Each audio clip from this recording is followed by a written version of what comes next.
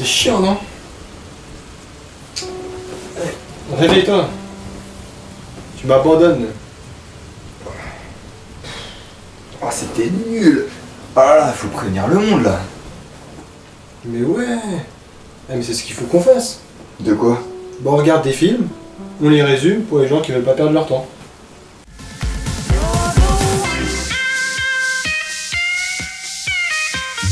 T'es sûr pour le titre là? Tu trouves ça trop long?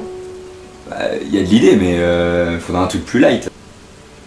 Le même délire, mais en version courte.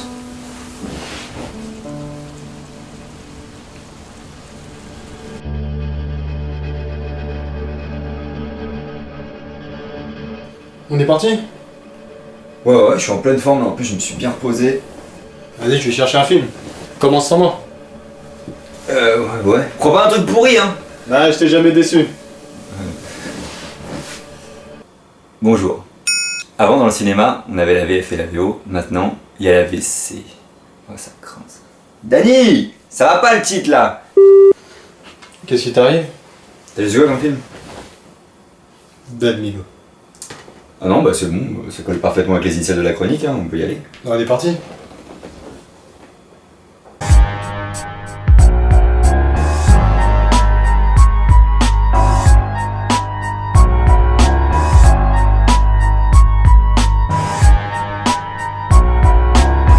Le film qui va nous intéresser aujourd'hui, c'est Bad Milo. Attends. C'est qui Milo? C'est pas vraiment un qui, c'est plutôt un quoi en fait. Bah c'est quoi Milo alors? C'est la chose qui dit dans mon derrière. Pardon? C'est pas important, laisse tomber. Non mais qu'est-ce qu'il a dit avant? J'ai pas très bien compris. On va y revenir. En attendant, voyons dans quoi on a mis les pieds. Bad Milo est un film d'horreur comédie américain sorti en DVD le 5 mars 2014, sans passer par la case cinéma. Il est réalisé par Jacob Vaughan qui s'initie son premier et son seul long métrage à ce jour. Mais au final, de quoi parle Bad Milo? C'est une très longue histoire que je serais ravie de vous raconter en détail. Mais avant toute chose, est-ce que l'un de vous désire un cocktail? Le film démarre sur une vue subjective filmée à la GoPro et sur un plan de Duncan, notre héros, qui est pressé de rentrer chez lui. Et où il va comme ça, celui-là? Comme faut y aller. Apparemment, la GoPro aussi cherche à rentrer, donc elle explose la porte et se jette dans la bouche de Duncan pour nous offrir un magnifique générique sur fond de coloscopie. Une fois l'exploration terminée, on se demande déjà comment on a pu en arriver là, mais heureusement, le film se propose de nous l'expliquer en revenant 123 heures en arrière. Et pourquoi 123? On y découvre Duncan et sa femme assistant à une échographie et... C'est quoi ce truc? C'est quelque chose qui restera dans les annales. Ce qui, on ne va pas tarder à le découvrir, est complètement faux. Le docteur lui explique donc le terme scientifique du problème. Nous sommes face à une très grosse polypose rectoconique familiale. Ce qui peut se traduire par... Vous avez un squatteur dans le popotin qui n'a rien à faire là. On nous explique que c'est dû au stress et à la pression, et qu'un trop haut niveau de stress serait terrible. Duncan accepte donc d'aller voir un psy et reçoit un ultime conseil. Surtout, lâchez la pression. Zéro stress. Vous restez zen. Ok. Zéro stress. Si ton niveau de zénitude passe sous la barre des 50 yoga, tu exploses.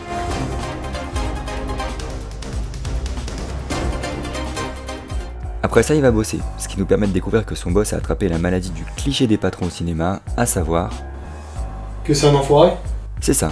Il nous le prouve en lui demandant de licencier des employés et en lui offrant pour ce nouveau poste un nouveau bureau. Notre nouveau bureau. Ce sont les toilettes. C'était les toilettes, mais maintenant c'est un bureau pour deux. Et un nouveau copain-collègue. Hey Duncan, salut copain! Car un nouveau collègue est un nouveau copain. Il écoute ensuite un message de sa femme qui lui donne le nom du psy chez qui elle lui a pris rendez-vous. Mais Duncan, c'est un mec comme nous. C'est-à-dire? Il est pressé. Il avait déjà prévu le coup, et il se trouve devant chez le psy pendant qu'il écoute le message de sa femme. On est donc introduit au personnage du psy. Alors, je sais pas si dans ce cas, psy est pas plutôt le diminutif de psychopathe. Intolérant à la lactose, on est pareil tous les deux. Mais il y a de grandes chances. Quoi de mieux pour finir une journée difficile qu'un repas chez sa mère et son obsédé de beau-père? C'est du feu ce curry, mais c'est rien à côté de ta mère. Et bien le même repas avec un spécialiste de la fertilité. Si vous avez des problèmes d'érection, rassurez-vous, j'ai des solutions efficaces. Qui veut vous aider? Si vous le souhaitez, Duncan, on fait un examen dès demain. C'est hors de question. Qui veut vraiment vous aider? Je peux peut-être jeter un œil dès ce soir puisque je suis là. Ce soir, c'est encore mieux. Ce message rassurant est destiné à tous les mecs qui nous regardent. Et sachez que la taille n'a aucune importance. Il ne faut pas avoir honte. Pause. Rappelez-vous bien de cette scène, vous me direz ce que vous en pensez dans quelques minutes. Duncan s'isole donc avant que le repas tourne en partie de qui est la plus grosse. Mais surtout, parce que son copain collègue l'appelle pour le stresser un peu plus, en lui avouant avoir supprimé un fichier sur lequel Duncan bossait depuis un an. Stress, maux de ventre, votre pharmacien a la solution. Hyper des laboratoires Ça Soulage peut vous aider. Hyper y retrouve. Ceci est un médicament pas avant 6 ans. Lire attentivement la notice, ne pas utiliser chez l'ordi avec enceinte, demandez conseil à votre pharmacien. Duncan rentre à la maison et on comprend alors que c'est la goutte de stress qui fait déborder. Non, je finis pas cette phrase. Et dans ces cas-là, c'est...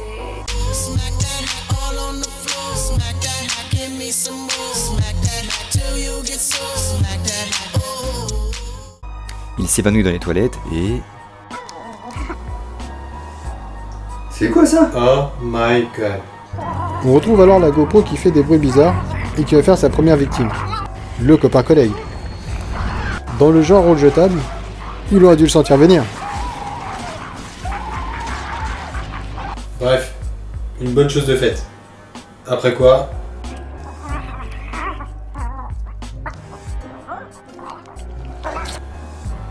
Le lendemain, Duncan se réveille. Il a pas la tête dans le cul, mais j'imagine que la sensation doit pas en être très loin. Il apprend ce qui s'est passé, mais une fois au travail, son patron va lui expliquer le bon côté des choses. C'est toujours un de moins à virer pour vous. Voyez ça comme un bonus. nouvelle journée difficile pour Duncan. Il a besoin de se détendre, donc après le taf... Coloscopie partie. Wouh! Mais ça n'intéresse pas trop l'infirmière, qui a déjà vu le générique. Punaise!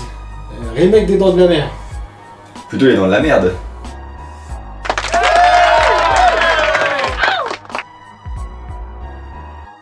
On découvre alors le super pouvoir de Duncan qui semble parvenir à faire des P inversés pour aspirer le visage des gens. Une sorte de trou noir, quoi. Mais tout ça n'était qu'un rêve. Enfin non, pas vraiment. En fait, on suppose parce qu'il se réveille dans son lit. Mais en même temps, on reverra jamais le docteur. C'est chelou, ça. Allez, retour chez le psy. Fantastique. Et après 2 minutes d'hypnose...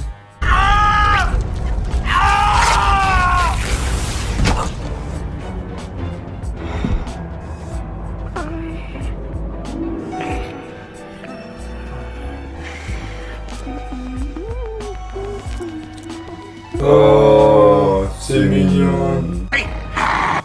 Ah bah non. Bad Milo est aussi un film d'action. Duncan se réveille et se rend compte que finalement, c'est pas lui la star du film.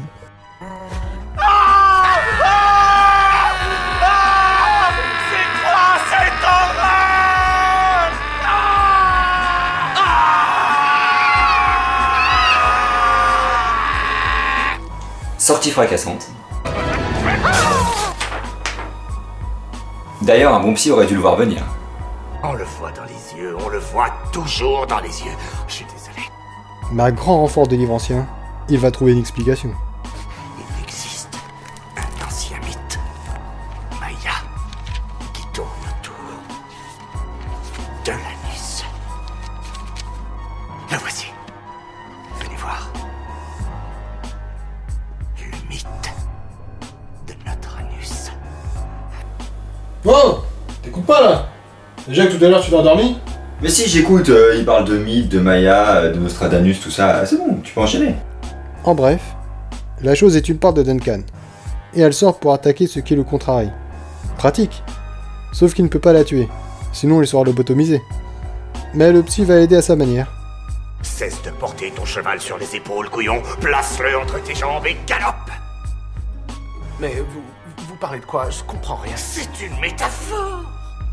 Il y a un monstre qui sort de mon derche et vous sortez des métaphores moisies. Taisez-vous. Au fait, c'est bien joli tout ça, mais pendant ce temps, elle est où la chose? Eh oh! Brittany, fais pas la salope, merde.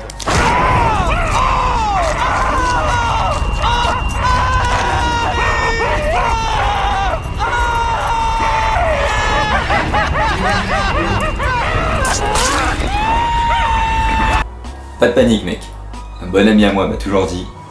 La taille n'a aucune importance. Il ne faut pas avoir honte. La GoPro rentre ensuite chez le psy pour que Duncan lui trouve un nom. Milo? Milo? Sarah aime bien ce prénom. Il y a beaucoup mieux, croyez-moi. Moi j'aimais bien GoPro. En même temps, le film s'appelle pas Bad GoPro. Alors, je sais pas si c'est parce qu'il ressemble à un E.T. du pauvre, mais le psy en conclut qu'il veut rentrer à la maison. Laissez-le revenir chez lui.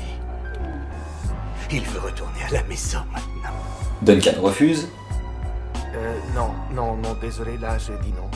puis accepte. Allez, viens, Milo. Reviens maintenant. La porte est ouverte. Allez, vas-y. Pour son bien, on avance.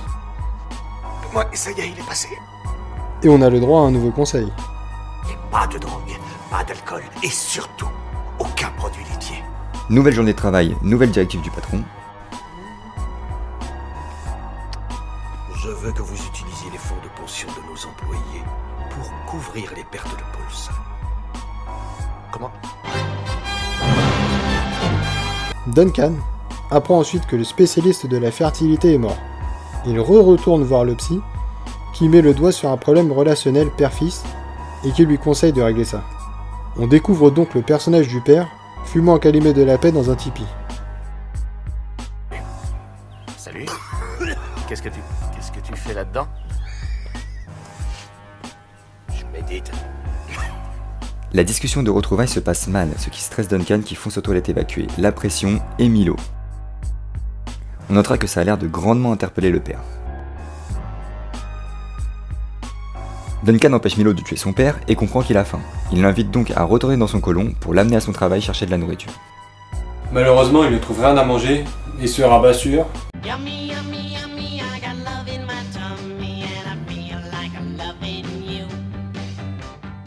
Il retrouve ensuite son patron qui le fait chier une fois de trop et qui, du coup, fait la connaissance de Milo.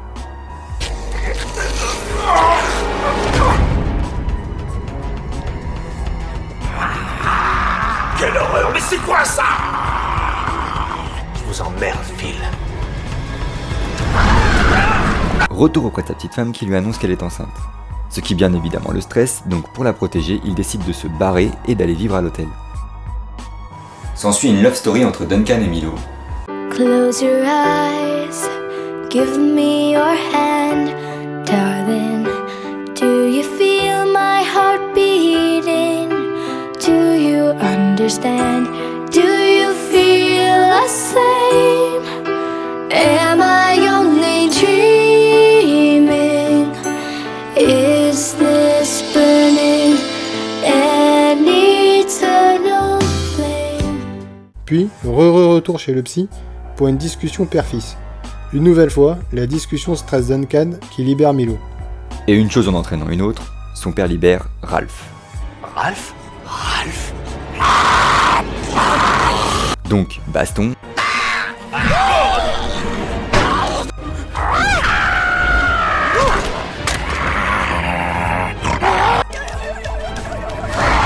Milo défonce Ralph avec tout le respect dû aux anciens, puis s'enfuit pour aller s'occuper de la femme de Duncan. Fin du flashback de 123 heures, nous revoilà à la scène d'intro du film. Duncan essaye de raisonner Milo. Si tu revenais à la maison, je te ferais aucun mal, je te le jure. Mais sans succès.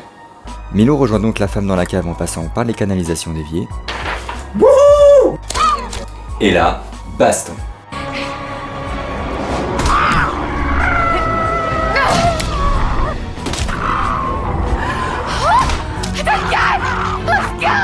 Duncan la sauve in extremis et calme définitivement Milo à coups de hache en lui coupant 2 jambes et un bras. Après quoi, Milo devient tout mignon.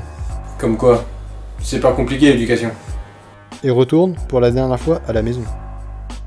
Tout est bien qui finit bien, et le film se termine sur une baby party, laissant entrevoir les possibilités d'un Bad Milo numéro 2.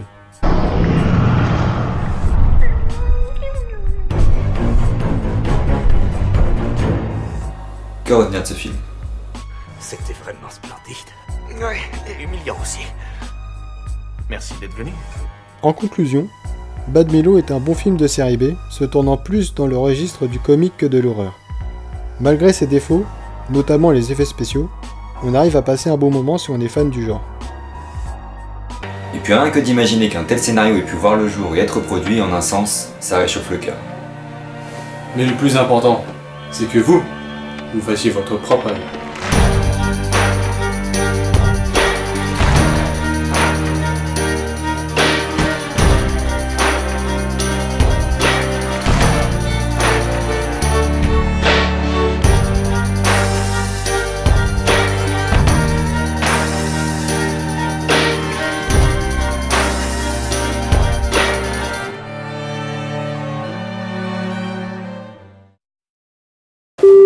Bad Milo. Mais rigole pas.